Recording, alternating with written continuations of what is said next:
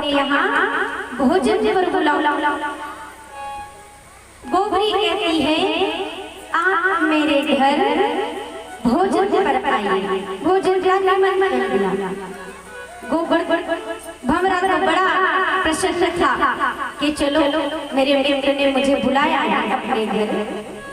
प्यारे भंवरा दूसरे दिन बड़ी प्रसन्नता से गोबरी के घर गया। जब गोबरी के घर गया तो प्यारे वहां पर गोबरी ने उसको खाने के लिए गोबर दिया।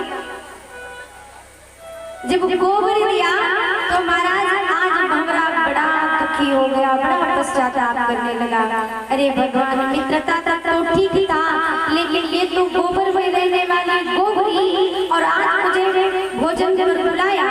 मैं भोजन पर आया तो मुझे खाने को क्या मिला? गोबर। भाई अब भंवरा बड़ा परेशान हो गया, बड़ा दुखी, लेकिन कुछ कह भी नहीं सकता। मित्र को दुख होगा। चला आया और कहता है, निमंत्रण देता है, कहता है कि आप ना कल मेरे यहाँ भोजन पर आना। ठीक है। गोबरी बड़ी प्रसन्न हो गई, बड़ी खुश हो गई। दूसरे दिन गोबरी भंवरे के यहाँ भोजन पर जाती है। जब भोजन पर गई तो महाराज आज भंवरे ने उस गोबरी को उठाकर एक गुलाब के पुष्प पर बिठा दिया और कहता है जितना जी चाहे उतना इन पुष्पों का पराग, इन पुष्पों का रस तुम पियो, सब तुम्हारे लिए। फूलों के बगीचे में उनको बिठा दिया, जिस फूल का रस पीना हो उस फूल का रस। गोबरी तो बड़ी प्रसन्न हुई। अब महाराज सुबह हुई। सुबह में एक पुजारी आया। पुजारी ने पुष्प को तोड़ा और उसी पुष्प में वो गोबरी बैठी थी। पुष्प को तोड़ा, उठा कर ले गया, भगवान श्री ठाकुर के चरणों में अर्पित कर दिया। आज गोबरी देखती है, अरे वाह, कितना सुंदर मेरा भाग्य है कि मैं आज साक्षात भगवान के दर्शन कर रही हूँ, भगवान के चरणों में मैं बैठी हूँ। मेरा कितना अच्छा भाग्य है। विचार कर रही थी, बड़ी प्रसन्न हो रही थी। आज तो मेरा जीवन धन्य हो गया। देखते देखते शाम आ गई। जब शाम हुई तो प्यारे मंदिर का पुजारी आया, सारे पुष्पों को समेटा और उठा करके गंगा जी में प्रवाहित कर दिया। गंगा जी में प्रवाहित कर दिया। आज वो गोबरी गंगा जी की डुबकी लगा रही है। गंगा जी की डुबकी लगा रही है। उधर से उड़ते उड़ते भंवरा आया, कहता है कहो कैसा हाल है? गोबरी कहती है धन्य हो गए हम, आपकी मित्रता को पाकर धन्य हो गए। अरे साक्षात मुझे भगवान के दर्शन मिले और तो और आज मैं गंगा में डुबकी लगा रही हूँ, गंगा की स्नान कर रही हूँ। इससे ज्यादा सुंदर और मेरा भाग्य क्या हो सकता है? मेरे तो जन्म जन्मांतर के पाप नष्ट हो गए। जन्म जन्मांतर के मेरे पाप नष्ट हो गए। और महाराज आज वो गोबरी बड़ी प्रसन्न है, कहती है कि मेरा तो जीवन सुधर गया, मेरा तो जीवन ही धन्य हो गया। मित्रता करो तो महाराज ऐसी जो आपको उन्नति की ओर ले जाए। मैं हमेशा एक बात कहती हूँ कि महाराज 10 मूर्खों को दोस्त बनाने से बेहतर है कि आप एक ज्ञानी पुरुष को मित्र बनाना। एक ज्ञानी व्यक्ति को मित्र बनाना। क्यों? क्योंकि जो ज्ञानी होता है आपको यदि गलत रास्ते की ओर जाता देखेगा तो वो तुरंत आपको समझाने दे करके आपको सद्मार्ग दिखाएगा, सही रास्ता दिखाएगा कि आपके लिए ये गलत है और ये सही है। और आप कितने भी अच्छे क्यों ना हो, और यदि आपकी संगति गलत लोगों से हो गई तो महाराज आपको एक दिन पतन के रास्ते पर वो ले जाकर ही छोड़ेगी।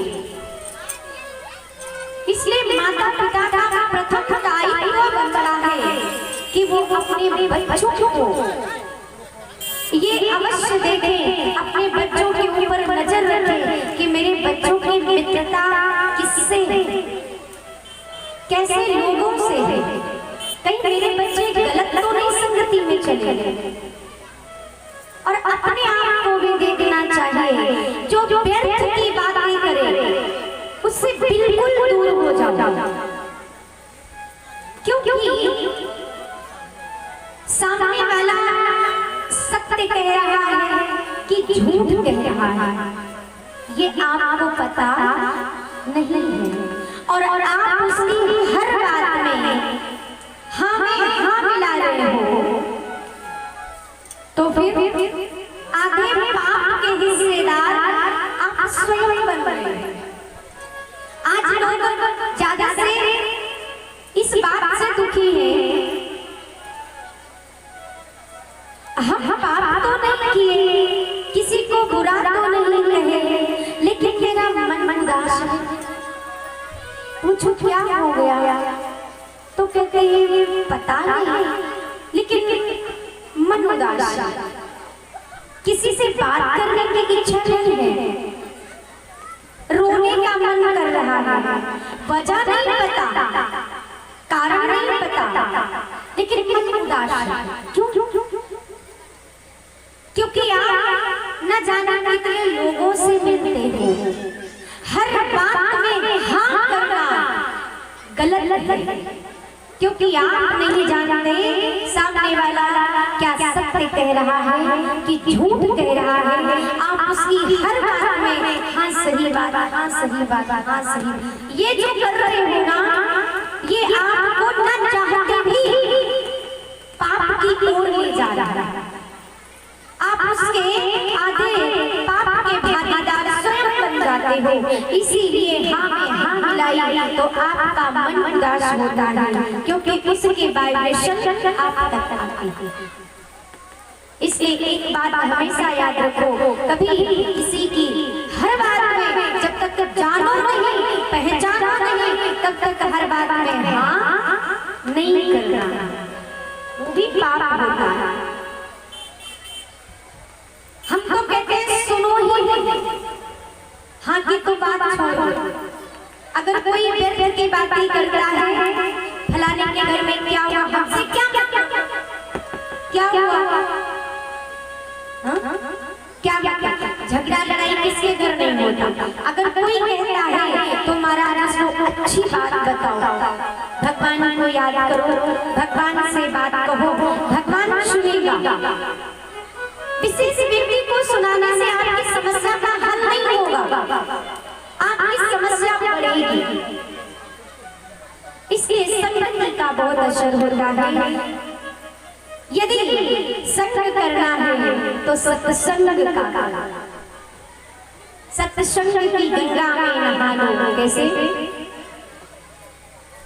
भरा सत संग का दरिया, भरा सत संग का दरिया, नहा लो जिसको जी चाहे, संग का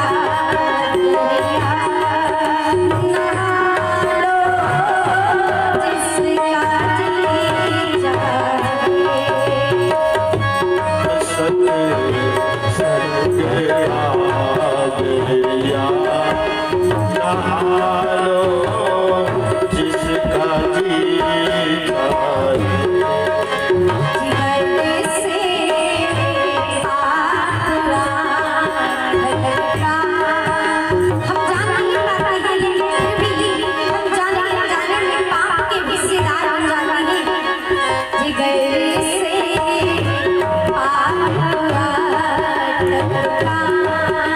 छोड़ा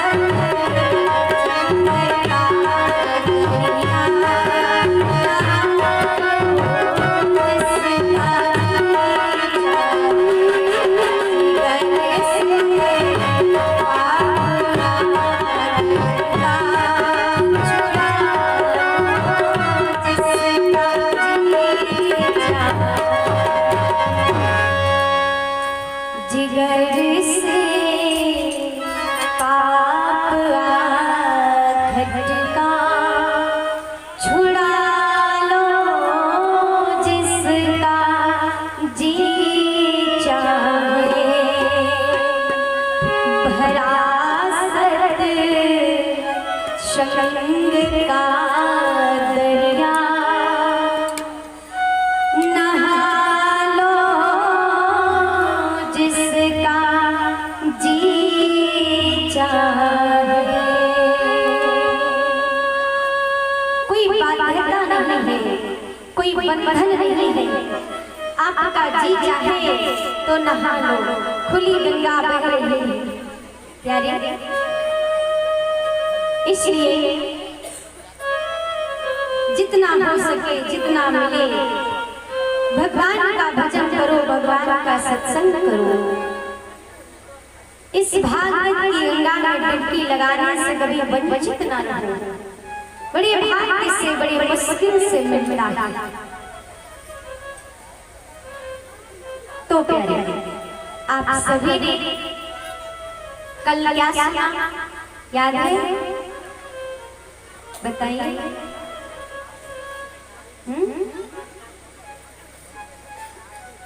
क्या क्या सुना था? कौन सी? कैसे कभी आई है? कल आप सभी ने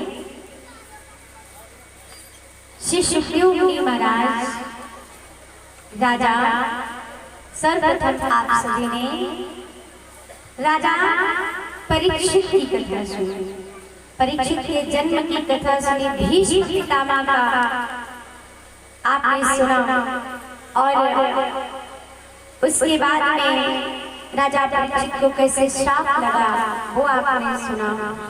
श्री सुखदेव मुनि महाराज का आगमन हुआ। श्री सुखदेव मुनि महाराज अब राजा परीक्षित को गंगा के किनारे बैठकर कथा का रसपान कराते हैं। राजा परीक्षित अनेकों प्रश्न करते हैं। उन्होंने सर्वप्रथम प्रश्न किया कि भगवान आप मुझे ये बताएं कि जब जीव की मृत्यु नजदीक हो तो उसे अपने कल्याण का उपाय क्या करना चाहिए, जिससे कि उसका कल्याण हो जाए, उसका उद्धार हो सके, भगवान की प्राप्ति हो सके। श्री सुखदेव मुनि महाराज बताते हैं और फिर कहते हैं भगवान के अवतारों की कथा, क्योंकि भगवान अवतार किन किन कारणों से लेते हैं। 24 अवतारों का वर्णन आया। 24 अवतारों में पूछा कि आप मुझे 12 अवतार के बारे में बताइए। 12 अवतार की कथा आपने कल विस्तार से सुनी। भगवान किस प्रकार से दिति के वंश में 2 पुत्र हुए जिनका नाम हिरण्याक्ष और हिरण्यकशिपु था। हिरण्याक्ष तो पृथ्वी को उठाकर रसातल में ले गया। भगवान 12 अवतार में आकर के पृथ्वी माँ को ऊपर लाते हैं, हिरण्याक्ष का उद्धार करते हैं। अब देखिए महाराज, ब्रह्मा जी सृष्टि की रचना कर रहे हैं और सृष्टि की रचना करते हुए ब्रह्मा जी ने एक पुरुष और एक स्त्री की रचना की। पुरुष का नाम है मनु महाराज और स्त्री का नाम शतरूपा। ब्रह्मा जी आज्ञा देते हैं कि अब आप सृष्टि की रचना के कार्य को आगे बढ़ाइए। मनु महाराज कहते हैं पिताश्री, पहले तो हम जो है तपस्या करना चाहते हैं। पहले हम तपस्या करेंगे, उसके बाद में सृष्टि के कार्य को आगे बढ़ाएंगे। ठीक है। मनु और शतरूपा ब्रह्मदेव की आज्ञा पाकर नैमिष क्षेत्र जाते हैं और नैमिष क्षेत्र में जाकर के तपस्या करते हैं। इसीलिए कहा गया है तीरथ वर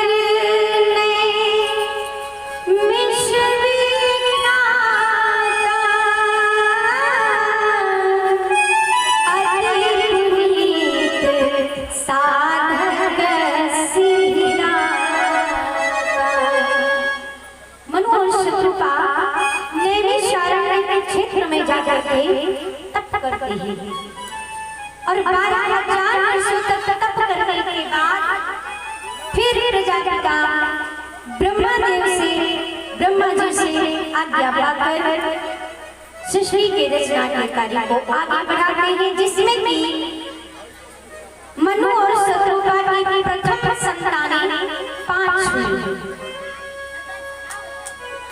प्रथम मनु शत्रुपा की 5 संतानें कौन कौन सी? 3 बेटी और 2 बेटे, 5 संतान। आहुति, देवहूति, प्रसूति और 2 पुत्र प्रियव्रत और उत्तानपाद। देवहूति का विवाह करदम ऋषि के साथ में होता है। आहुति का विवाह रुचि महाराज के साथ में होता है और प्रसूति का विवाह दक्ष महाराज के साथ में होता है। देवहूति महाराज देवहूति का विवाह करदम ऋषि के साथ में हुआ। इनके बहुत सुंदर एक पुत्र है जिनका नाम है कपिल भगवान। एक अवतार कपिल भगवान के रूप में इनकी बहुत सुंदर कथा आती है, जिसमें कपिल मुनि महाराज अपनी माँ देवहूति को बहुत सुंदर उपदेश देते हैं। करदम ऋषि के जाने के बाद माँ पूछती है, बड़ी दुखी होती है, तो कपिल मुनि भगवान समझाते हैं, बताते हैं कि माँ इस संसार जो है ना ये नश्वर है। इस संसार में जो जीव आता है उसे एक ना एक दिन जाना अवश्य है, उसे जाना ही पड़ता है। कोई कितना भी सोच ले कि नहीं हम तो नहीं जाएंगे, लेकिन नहीं महाराज जाना तो होता है, सबको जाना पड़ता है, चाहे हम आप कोई भी हो। बहुत सुंदर उपदेश दिया है। और प्रसूति का विवाह दक्ष के साथ में हुआ और दक्ष महाराज की जो पुत्री है जिनका नाम सती है। सती का विवाह भगवान भोलेनाथ के साथ में हुआ। बहुत सुंदर वर्णन आता है। सती का विवाह भोलेनाथ के साथ में हुआ, परंतु दक्ष जी सदैव महादेव से घृणा करते हैं, वो पसंद नहीं करते। क्यों? कहते ये तो एक तो ये शमशान में रहता और ना कोई तन पे वस्त्र है ना कोई, और इनकी घृणा कब से बढ़ी? जब दक्ष को प्रजापति बनाया गया। देखो प्रजापिता ब्रह्मा जी ने और प्रजा का पति राजा दक्ष को बनाया गया। जब ये प्रजा के पति बनाए गए तो महाराज राजा दक्ष ने एक सभा बुलाई, और जब सभा बुलाई तो उसमें सब आए हैं, सभी आए हैं, बड़े बड़े राजा आए हैं, सतीदेव आए हैं, देवराज आए, सब आए, महादेव भी आए हैं। जब सभा में राजा दक्ष जब प्रवेश हुए तो सब देवता खड़े हो गए और सभी राजा खड़े हो गए, लेकिन महादेव नहीं खड़े हुए।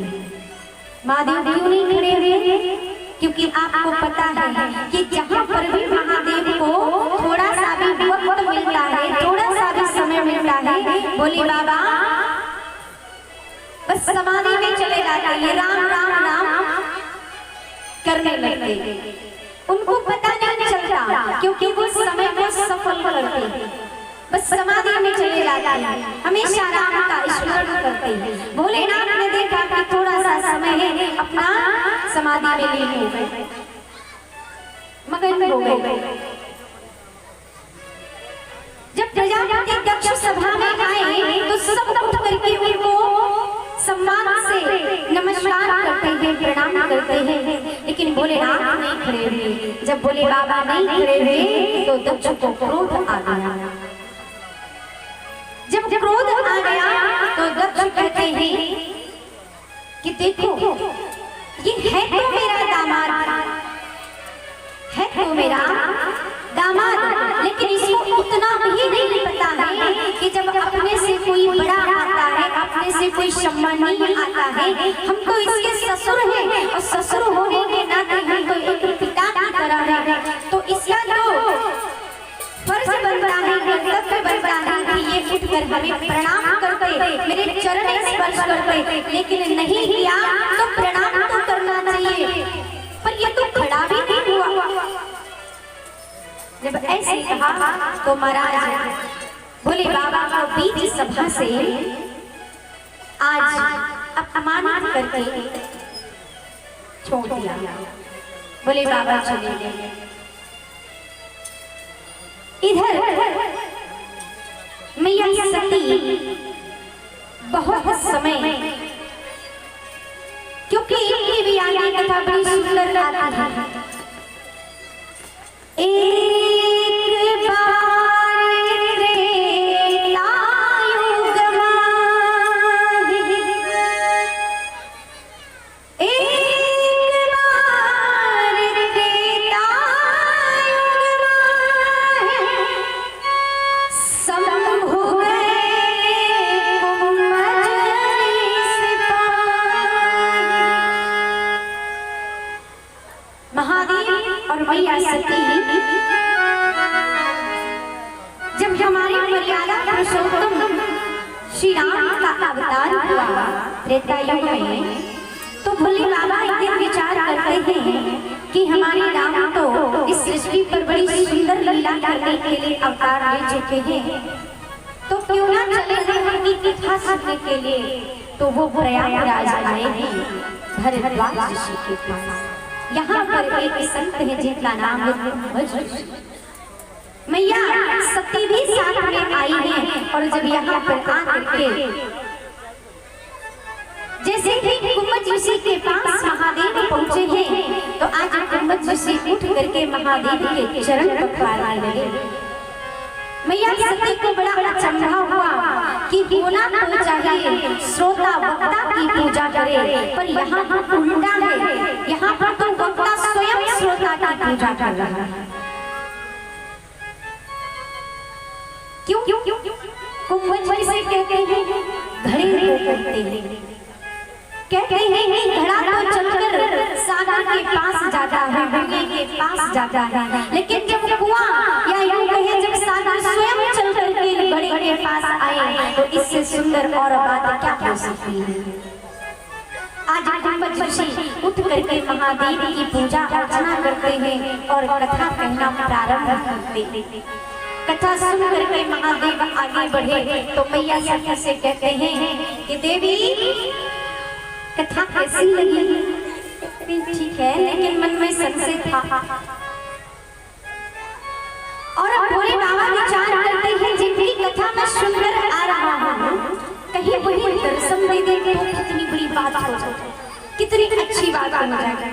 मन में होता था कि जिनकी कथा हम रोज सुने, फिर मन में लालसा आती है कि कथा तो सुन रहे हैं, लेकिन यदि जिनकी कथा सुन रहे यदि इनका दर्शन हो जाए तो कितनी अच्छी बात है। बोले बाबा विचार करते हैं, और इधर देखिए विचार करते ही करते जा रहे थे कि सामने से प्रभु राम लक्ष्मण सहित जंगल में भटकते हुए जा रहे हैं। ये भी लीला थी कि मैया सीता का हरण करके रावण ले गया था, और सामने से देखा कि राम और लक्ष्मण वन वन में सीते सीते करते हुए आ रहे हैं। बोले बाबा ने देखा, प्रणाम किया, कहते हैं भवानी जिनकी कथा सुनकर आ रहे हैं ना, ये वही प्रभु राम, यही हमारे भगवान है। मैया सती कहती हो अगर ये भगवान है, अगर ये प्रभु है, एक स्त्री के वियोग में, एक स्त्री के मोह में ये जंगल जंगल भटक रहे हैं, सीते सीते सीते कह रहे हैं, ये भगवान। बोले बाबा कहते अगर नहीं विश्वास हो रहा है तो परीक्षा ला लो, यदि संशय है तो परीक्षा ला लो। देवी कहती है ठीक है मैं तो परीक्षा लूंगी, ऐसे मुझे विश्वास नहीं। देखो बहुत सुंदर बात है यहाँ पर, कहते हैं या तो बड़ों की बात को मान लेना चाहिए, या तो बड़ों की बात को मान लेना चाहिए, और यदि आप बड़ों की बात को नहीं मानते हो, स्वयं से कुछ करना चाहते हो, तो अपने अंदर इतनी सामर्थ्यता होनी चाहिए कि जिस आग में आप कूदने जा रहे हो उससे निकलने का उपाय भी पता होना चाहिए। मैया सती गई तो परीक्षा लेने, लेकिन विवेक से नहीं काम किया, बुद्धि से काम नहीं किया। क्या किया? मैया सीता का रूप बनाया और आगे आगे चली। प्रभु ने देखा, कहते हो माँ आप यहाँ पर हो और भोले बाबा कहाँ है, आप अकेले कैसे विचरण कर रही हो?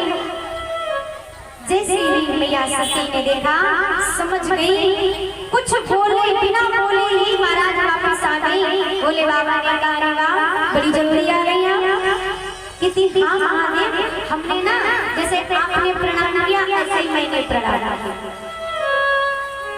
बाबा विचार करते हैं ऐसा कौन संत मिल गया इनको, ऐसा कौन ज्ञानी मिल गया, हमने समझाया तो समझ नहीं आया, अब आगे कौन मिल गया जिन्होंने इनसे कह दिया और उन्होंने प्रणाम करके छोड़ दिया।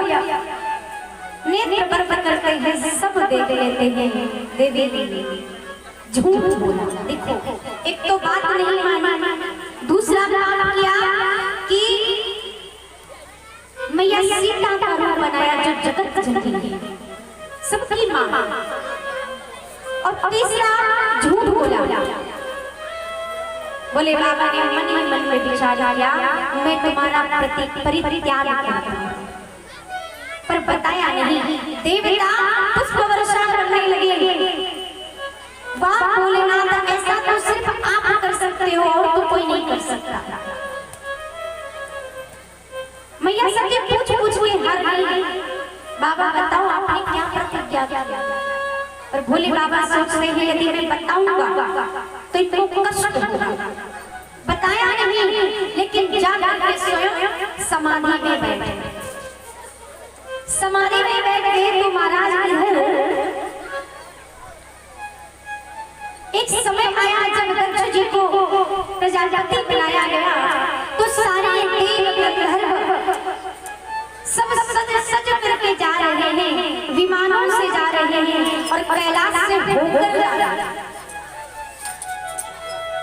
देखो होता क्या है, जो हमारा रिश्तेदार होता है ना, और यदि हमारी कभी रिश्तेदार से झगड़ा भी हो जाए और वो रिश्तेदार कोई बड़ी सुंदर कोई फंक्शन करे या कोई शादी विवाह करे, कुछ भी करे, हमारा झगड़ा है तो हमें न बुलाए और पड़ोसी को बुलाए, तो पड़ोसी अपन को जलाने के लिए ना क्या करते हैं, वो बड़ा सज धज के, और मालूम है कि इनका उनका झगड़ा है इसीलिए उन्होंने बुलाया नहीं और ये जाएंगे नहीं, लेकिन फिर भी आग में घी डालने का काम करते हैं। क्या कहते हैं आएंगे, भाई आप नहीं चल रहे क्या, आप कब चल रहे हो?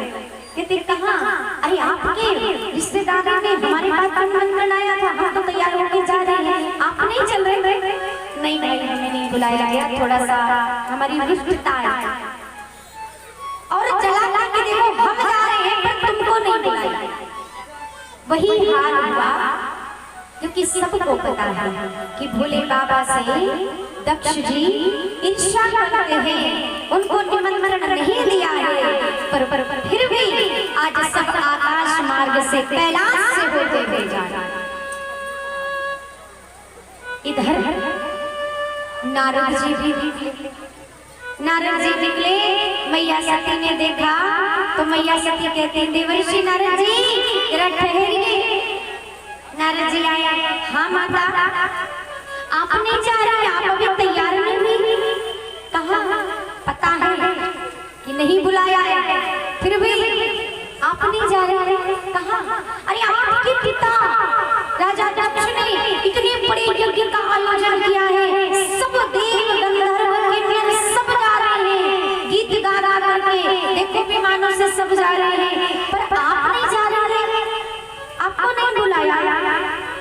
मैया कहती नहीं मुझे तो पता नहीं। अच्छा हाँ बुलाए भी तो कैसे, क्योंकि दक्षिणा महादेव से ना ईर्ष्या। क्यों? हमें तो कभी नहीं बताया, मेरे पिता ऐसे कैसे कर सकते। नारद जी ने सब बता दिया कि कब कैसे क्या हुआ, सब समझा दिया। मैया विचार करती है बहुत दिन हो चुके, मैं अपने मायके में नहीं गई। और दूसरी बात कि महादेव जब से कथा सुनकर आए हैं ना, तब से समाधि में बैठ गए, हमसे बात भी नहीं कर रहे हैं, हमारा परित्याग कर दिया। बड़ा हृदय दुखी है। विचार करते हैं कि यदि भोले बाबा मान जाएं और साथ में हमारे चले तो थोड़ा मन प्रसन्न हो जाए। तब तक भोले बाबा ने नेत्र खोला। जैसे ही नेत्र खोला राम राम कहते हैं मैया सती को लगा कि भोले बाबा समाधि से उठ गए। मैया हाथ जोड़कर बैठ गई, स्वामी मुझे अपने मायके जाना है, आप भी चलो। भोले बाबा कहते भवानी हम नहीं जा सकते, जहाँ पर एक बार अपमान हो जाए वहाँ पर भूल कर भी दोबारा नहीं जाना चाहिए, नहीं जाना चाहिए। भोले बाबा बहुत समझा रहे हैं देवी मत जाओ। आवते ही हर्ष और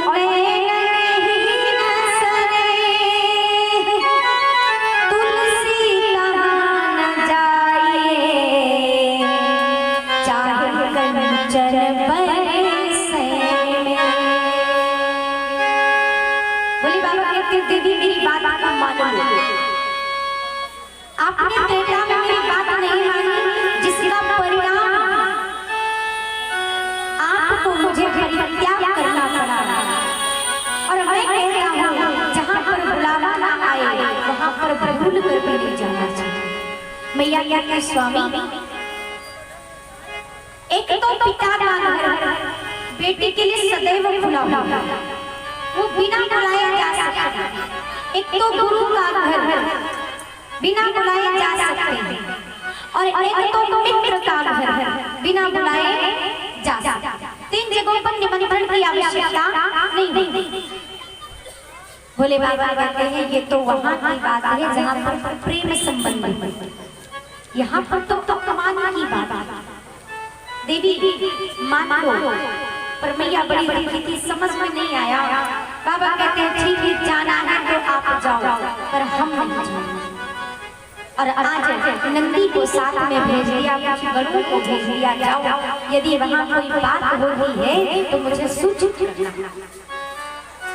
जैसे ही भवानी, जैसे ही मैया सती पहुँचती है, माँ और बहनों ने तो बड़े प्रेम से हृदय से लगाया है, बड़े प्रेम से मिली है। लेकिन महाराज इधर थोड़ी देर के बाद में मैया सती को मन में आता है कि चलूं मैं और जाकर के जरा देखूं तो सही मेरे पिता ने मेरे पति का भाग यज्ञ में दिया कि नहीं दिया।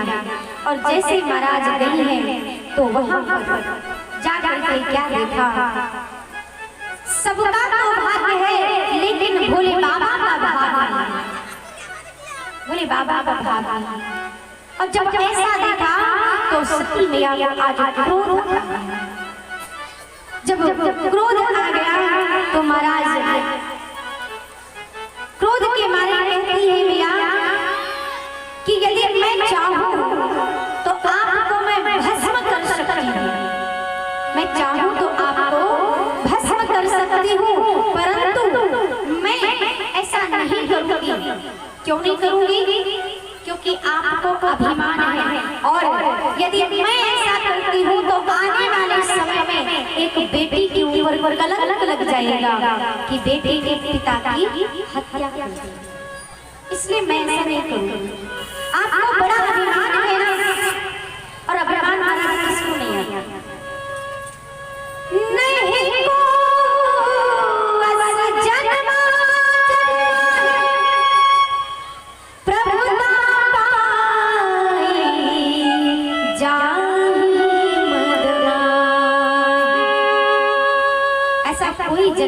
नहीं है संसार में जिसको पद मिल जाए और उसे अभिमान ना।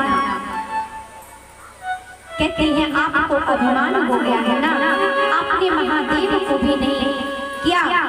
महाराज ऐसा देख करके और कहते हैं पद के मारे तुम्हारी बुद्धि मलिन हो गई है, लेकिन पिता ने तो सिर्फ अपमान किया है। पिता भव उत्सव परम जो प्रभु आयशु होय, तो मैं जाऊं कृपायतन सागर देखन जाऊं। पिताजी में भोलेनाथ की बात नहीं माना, आज्ञा मांगी पर वो स्वयं नहीं आए, मुझे भेज दिया। मैंने उनकी बात को इनकार कर दिया। उन्होंने सही कहा था कि जो अभिमानी हो वहां पर बिना बुलाए नहीं जाना चाहिए। मैं अपने पति की बात को नहीं मानी, मैं आपसे मिलने आई, आपके घर आई, लेकिन आपने क्या किया? मेरे पति का अपमान और मेरा अपमान। इसलिए महाराज क्योंकि शिव जी के कहने पर भी बार-बार मैया सती नहीं मानी और कहते हैं कि बात बड़ों की मानना चाहिए, लेकिन फिर भी जो होना था सो हो गया।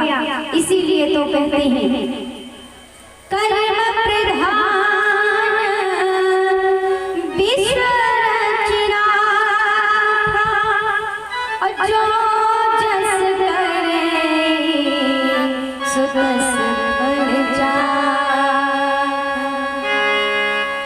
जिस कर्म में ही अनिति लिखी हो तो समझाने से उसकी बुद्धि को कुछ समझ में नहीं। सती मैया बहुत दुखी हो गई, लेकिन अब क्या होता है? इधर दक्ष ने बहुत निंदा किया सती के सामने। अरे वो तो ऐसा है, वो तो वैसा है, मैं उसको क्यों बुलाऊं? उसको तो सम्मान करना नहीं आता। सती मैया कहती है जिनका सारा जग सम्मान करता है, जिनका सारा जग पुजारी है, वो तुम्हारी पूजा करे। कैसी मलिन बुद्धि है। यद्यपि जगदारुण दुखना सबके कठिन जाति अपमाना, सुनह सभासद सकल मुनिंदा, कहीं सुनी जिन संकर निंदा। सो पल तुरत लहा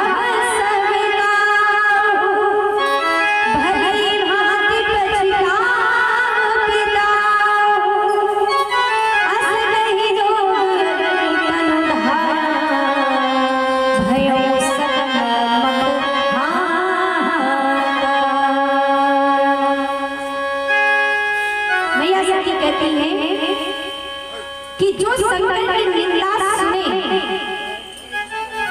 तो महाराज या तो वो अपने कान बंद करके वहां से चला आए, यदि नहीं सुन सकता है तो चला आए, और यदि क्षमता है तो निंदा करने वाले की जिह्वा काट। भगवान शंकर की निंदा नहीं सुननी चाहिए।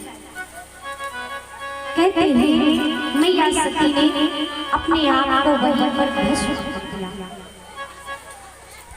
और उसके बाद ये समाचार महादेव के पास पहुंचा। महादेव वीरभद्र को भेजते हैं, सारे यज्ञ को विध्वंस कर डाला, और महादेव आए दक्ष के सर को काट करके अग्निकुंड में भस्म कर दिया।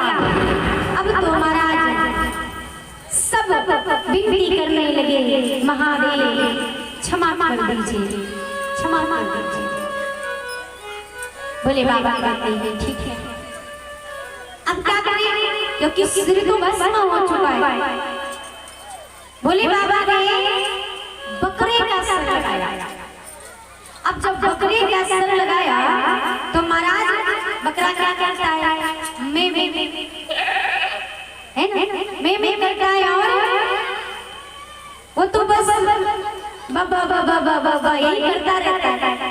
अब तो महाराज जब वो यही बाबा बाबा करे तो महादेव जी बड़े खुश वहाँ पे सब थे तो कहते बाबा आपका है प्रसन्न, इतने आपका है प्रसन्न हो, क्या बात है आप बड़े मुस्कुरा रहे हैं, इतना कष्ट कभी नहीं देखा। बाबा कहते देखो ना कितनी अच्छी मेरी स्तुति कर रहा है, बम बम बम बम कर रहा है। कहती है बम बम कर रहा है, अरे ये तो बाबा बाबा ये तो करने की आदत है इसकी, और क्या करेगा? अरे जो भी कर रहा है मेरी स्तुति तो करता है, बम बम तो बोल रहा है, अच्छी बात है। बोले बाबा चले आते हैं। वही मैया सती हिमाचल राजा के घर जाके जन्म लेती है, जिनका नाम है पार्वती। पार्वती मैया बड़ी होती है और तपस्या करती है। तपस्या करने के बाद इधर एक राक्षस होता है जिसका नाम है वृत्रासुर। उसका अंत महादेव की संतान के द्वारा होना है। सभी घबरा जाते हैं कि महादेव जब विवाह करेंगे तभी तो संतान होगा, उसी के द्वारा उसका वध होना है। बोले बाबा मनाते हैं। बोले बाबा कहते हैं विवाह किससे करें? कन्या में तो होनी चाहिए। नारद जी कहते कन्या तो हमने ढूंढी। बोले बाबा का विवाह मैया पार्वती जी के साथ होता है। मैया पार्वती के साथ विवाह होता है। जब उनके विवाह करने के बाद भोले बाबा के मन में थोड़ा संशय होता है। कहते हैं कि देखो ये मेरी बात पहले तो नहीं मानती थी, पता नहीं अब मानेगी ना मानेगी क्यों नहीं।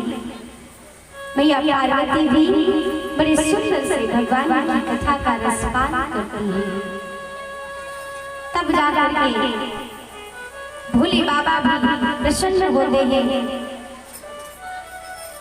तो महाराज इसके लिए भगवान का सत्संग तो सब करते हैं, सभी ऋषि हैं, इसीलिए अपने आप को भी भगवान के चरणों में अर्पित करना चाहिए। क्योंकि जीवन में यदि भगवान का भजन नहीं है तो कुछ भी नहीं। उसके बाद कथा आती है, उत्तानपाद जी को राजा बनाया जाता है। उत्तानपाद जी को राजा बनाया जाता है, जिनके दो पत्नियां हैं। एक का नाम है सुनीति और एक का नाम है सुरुचि। सुनीति जो धर्म का पालन करती है, जो धर्म का आचरण करती है, सभी का सम्मान करती है, सभी का मान करती है और हमेशा भगवान के भजन में तत्पर रहती है। तो प्यारे हम सभी भी भगवान का कीर्तन करें। आओ सजा ले आज को कल का पता नहीं। आओ सजा ले आज को कल का पता नहीं।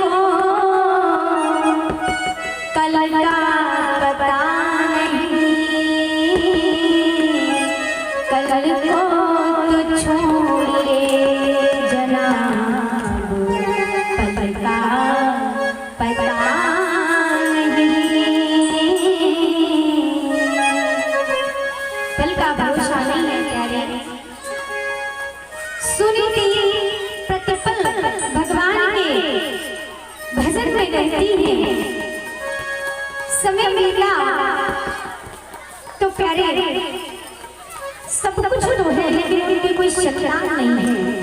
सुनीति मैया एक दिन राजा को बहुत समझाती है, कहती है महाराज हमारा सब कुछ तो है लेकिन राजा का एक उत्तराधिकारी नहीं है, एक संतान होना चाहिए। शायद विधाता ने मेरे भाग्य में नहीं लिखा है तो कोई नहीं, मैं चाहती हूँ कि आप दूसरा विवाह। महाराज कहते हैं कि महारानी सब तो ठीक है लेकिन मैं दूसरा विवाह नहीं करूँगी। आपको पता है ना मैं दूसरा विवाह नहीं करूँगा। क्यों? क्योंकि मालूम है ना दूसरा विवाह जब करेंगे तो आपकी सौत आएगी और सौत का मतलब आप सब जानते हो क्या। महारानी सुनीति कहते हैं महाराज सौत नहीं, सौत से तो मौत हुई है। क्यों? कहते हैं मौत तो एक बार आती है लेकिन सौत पल रुलाती है।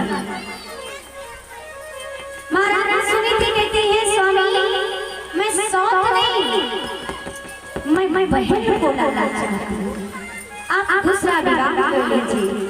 बहुत विनय करने के बाद महाराज ने दूसरा विवाह किया एक सूरजी नाम की कन्या के साथ। महाराज जैसे ही डोली आज महल के दरवाजे आई है और महल के दरवाजे डोली आई तो प्यारे कहते हैं ना कि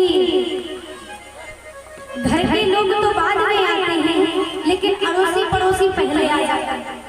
जरा देखने आए तो सही बहू कैसी है, दुल्हन कैसी।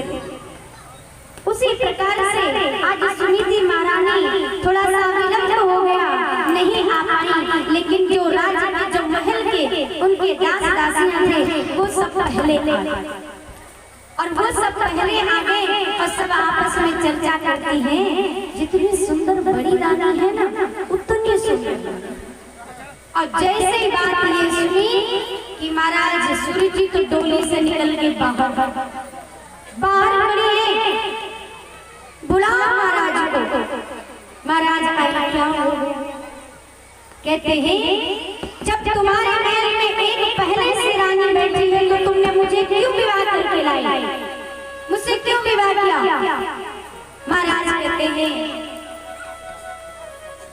देखिए मैंने अपनी इच्छा से नहीं किया, बड़ी महारानी के कहने पर ही मैंने विवाह और वो आपको छोटी बहन की तरह रखी।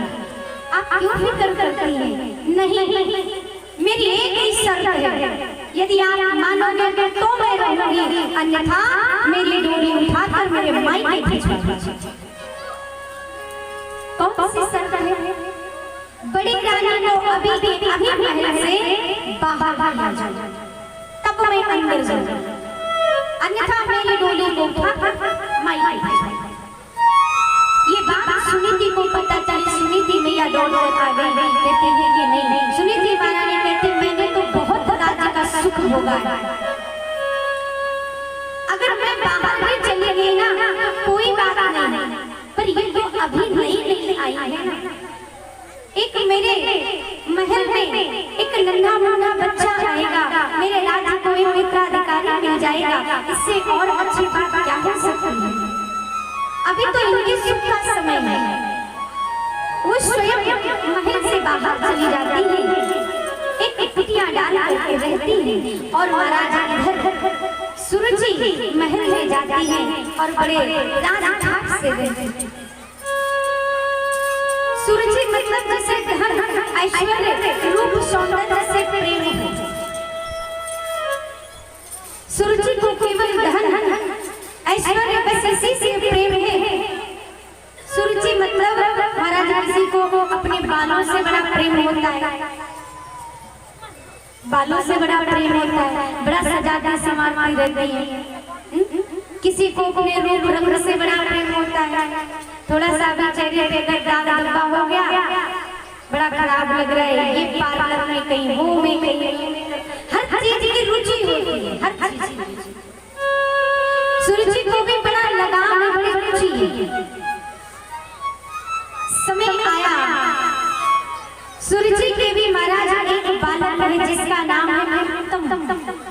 और इधर सुनीति के भी एक पुत्र हुआ जिसका नाम है ध्रुव। और ध्रुव महाराज 5 वर्ष के आपस में सभी खेल रहे हैं, तो कुछ बालकों ने कहा कि ध्रुव तुम्हारे पिताजी का क्या नाम है? तुम्हारे पिताजी का क्या नाम है? ध्रुव कहते मैं माँ से पूछ कर बताऊंगा। ध्रुव महाराज गए दौड़ते दौड़ते अपनी मैया के पास, कहते माँ मेरे पिताजी कहाँ रहते हैं?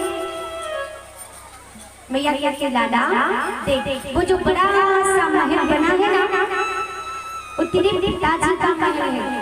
तेरे पिताजी राजा हैं। अच्छा माँ क्या मैं जा सकता हूँ पिताजी से मिलने? मैया कहती क्यों नहीं जा सकते? बिल्कुल जा सकते। आज तुम दौड़ते दौड़ते अपने पिता के पास जाते हैं और क्या कहते हैं कि पिताजी बैठे हैं। और जैसे ही पिता ने देखा कि मेरा बालक दौड़कर आया है, कौन ऐसा पिता होगा जो अपने बच्चे को देख करके गोद में ना उठाए? उतानबाजी ने आज गोद में उठा लिया बालक को, बड़े प्रेम से खिलाने लगे। सुरुचि आ गई और सुरुचि मैया ने देखा, बाह पकड़ी और बाह पकड़कर झटक कर नीचे उतार दिया। तुम्हारी हिम्मत कैसे हुई राजा की गोदी में बैठने की? तुम्हें राजा की गोदी चाहिए ना, तो मेरी कोख से तुम्हें जन्म लेना चाहिए, अन्यथा आज की बात कहीं दिखाई नहीं करती। जैसे ही ये बात कही ध्रुव महाराज रोने लगे। और जैसे ही रोने लगे, पिताजी माँ ऐसा क्यों बोलती है? पिताजी आप समझाओ ना। पर पिताजी तो डरते थे, पिताजी कुछ नहीं बोले। आज महाराज कुछ नहीं कहते हैं। ध्रुव जी रोते रोते अपनी माँ के पास गए। माँ ने हृदय से लगाया। माँ कहती लाला क्या तुझे किसी ने क्या कहा? तू मुझे बता, मैं तेरे पिता से कहूंगी और वो तेरे पिता ना जिसने भी तुझे मारा है ना, उसको तेरे पिता दंड देंगे। तू मुझसे बता दो। ध्रुव रोते जा रहे रोते जा रहे रोते जा रहे, कुछ नहीं कहते। कहते यदि मैं कुछ कहूंगा ना, क्योंकि सुरुचि मैया ने कहा तू तो दासी का पुत्र है और दासी के पुत्र को राजा के गोद में बैठने का कोई अधिकार नहीं। मैं महारानी, तुझे राजा के गोद में बैठना तो मेरी कोख से जन्म। ध्रुव महाराज सोचते हैं कि मुझे कह लेते, मुझे डांट लेते, कोई बात नहीं था, लेकिन माँ को दासी का ये बात आज रो रही है, कुछ कह रही है। मैया पूछ के हार गई। माँ कहती लाला तब कहते हैं माँ छोटी माँ आपको दासी कहती है। माँ आप दासी नहीं हो, आप तो रानी हो ना। हाँ बेटा, छोटी माँ ने आपको दासी कहा। और तो और माँ कहीं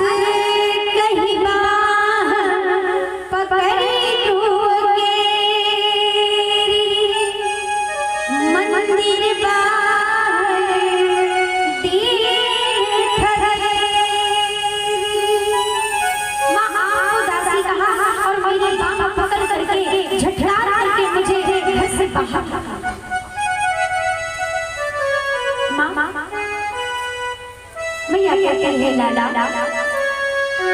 तेरी छोटी माँ को ना बड़ा अभिमान हो गया, और जब किसी को अभिमान हो जाता है ना तो उसका पतन निश्चित होता है। कहते अभिमान नहीं करना चाहिए। उसके अभिमान में सील संतोष को खो दिया गया। ज्ञान गरीबी गुण धर्म नरम वचन निर्मोष तुलसी कब न छाए सत्यशील संतोष। कविरानों का काठ की खरी बिरानी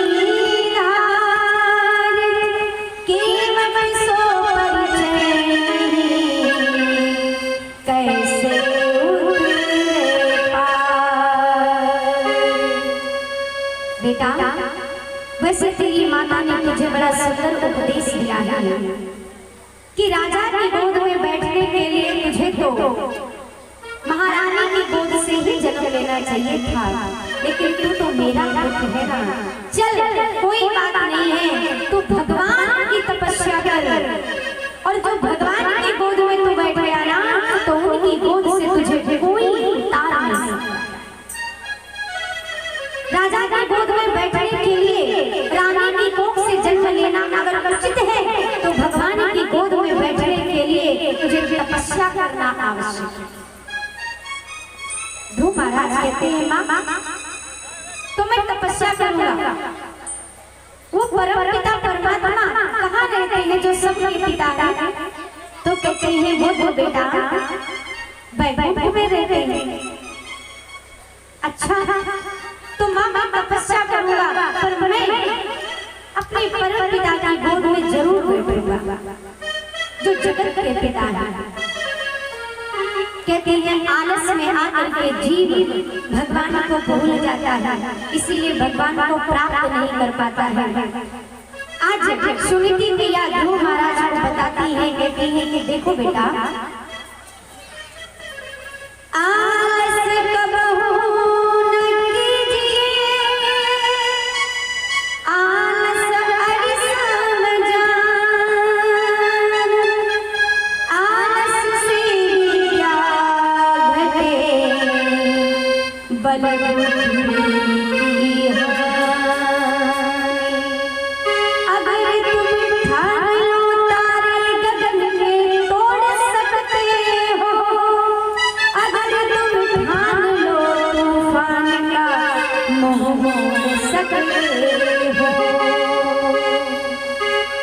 आज जैसे ही समझाया, जाओ बेटा एकांत में जाकर भगवान का भजन करो, भगवान आपको दर्शन अवश्य देंगे। साधु संग भजन न भावा, हरि कर समझन गावा। यदि साधु का संग नहीं किया, संतों का संग नहीं किया, भगवान का भजन नहीं किया, तो कहते हैं कि पशु की तरह आपका जीवन है, और ऐसे जीवन जीने से क्या मतलब है? ऐसा तो पृथ्वी पर बोझ बनकर जीते। जाओ बेटा मेरी आज्ञा। लेकिन एक बात है, कहते हैं मेरा आशीर्वाद सदैव तेरे साथ, पर तू अपनी छोटी माँ का आशीर्वाद ले ले तो बोल। ध्रुव महाराज कहते हैं ठीक है। आज ध्रुव महाराज महल जाते हैं, और महल जाकर के छोटी माँ के सामने हाथ जोड़कर खड़े हो गए, कहते हैं माँ मैं मन चाह रहा हूँ तपस्या करने, आप मुझे आज्ञा नहीं दोगे, आप मुझे आशीर्वाद नहीं दोगे? सूर्य जी के तेरे जहाँ फल जाना तो आज, क्योंकि वो तो महाराज ध्रुव को पसंद ही नहीं करती है, और जब ध्रुव को पसंद नहीं करती, उनको तो कहना चाहिए था कि बेटा अभी तो तू छोटा है, तू महल में रहे, तो यही पर है, अभी तुझे जंगल में जाने की कोई जरूरत नहीं है। लेकिन कहते हैं सौतेला बेटा का सौतेली होता है। आज वो कहते हैं जहाँ कल जाना है तो अभी जाना। देखो आज माँ के कठोर वचन के कारण ध्रुव महाराज जंगल जा रहे हैं 5 वर्ष। उसी प्रकार रामायण की बात याद आती है कि कैकेयी मैया के कठोर वचनों से कैकेयी मैया ने क्या कहा था कि मेरे पुत्र भरत को अयोध्या की राजगद्दी और राम को 14 वर्ष का वनवास। कैकेयी मां के कठोर वचन के कारण भगवान राम को 14 वर्ष वन भटकना पड़ा। राजा दशरथ कितना विनय करते हैं, कितनी प्रार्थना करते हैं, महारानी तुम क्या कर रही हो? तुम्हें पता है कि राम मेरा धन है, तुम्हें पता है कि राम मेरा सर्वस्व है, मेरा खजाना है, मेरा सब कुछ है, लेकिन फिर भी आप उसे 14 वर्षों के लिए वनवास दे रही हो। ऐसा मत करो, मेरे प्राण चले जाएंगे, मेरे प्राण मांग लो, लेकिन मेरे राम को मुझसे दूर मत करो।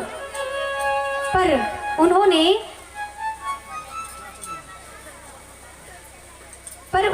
क्या किया? कहते हैं कि नहीं, मुझे तो बस मेरे पुत्र को राजगद्दी और राम को वनवास। जब ऐसे कहा, राम कहते हैं माँ की आज्ञा मेरे शिरोधार्य है। माँ की आज्ञा को पालन करते हुए आज राम पिता को छोड़कर वन की ओर चल दिए। राजा दशरथ कैसे कहते हैं, महारानी तुमने मेरा सर्वस्व छीन लिया। जब मेरा राम ही नहीं है, जब मेरा राम ही वनवास जा रहा है, तो मेरे जीवित रहने का क्या? कैसे कहते हैं, तूने छीन लिया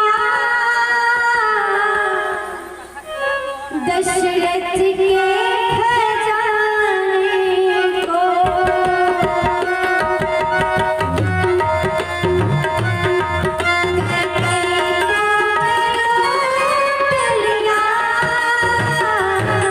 दशरथ के खजाने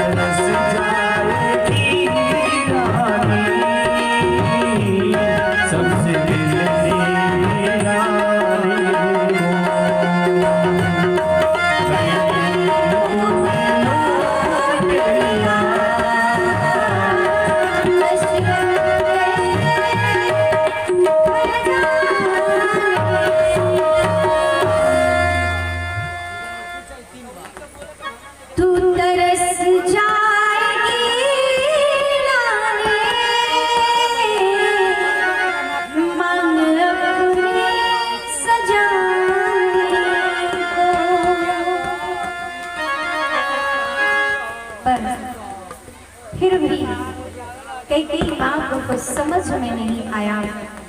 राम चले गए वन को, राजा दशरथ के प्राण पखेरु सिर्फ राम राम कहते कहते उड़ गए।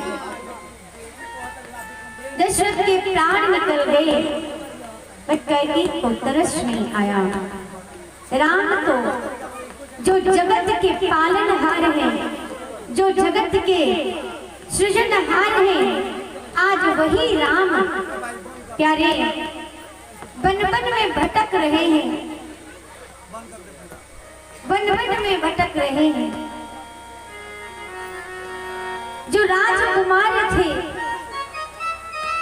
आज उन्हें जंगल जंगल में फल फूल खाते हुए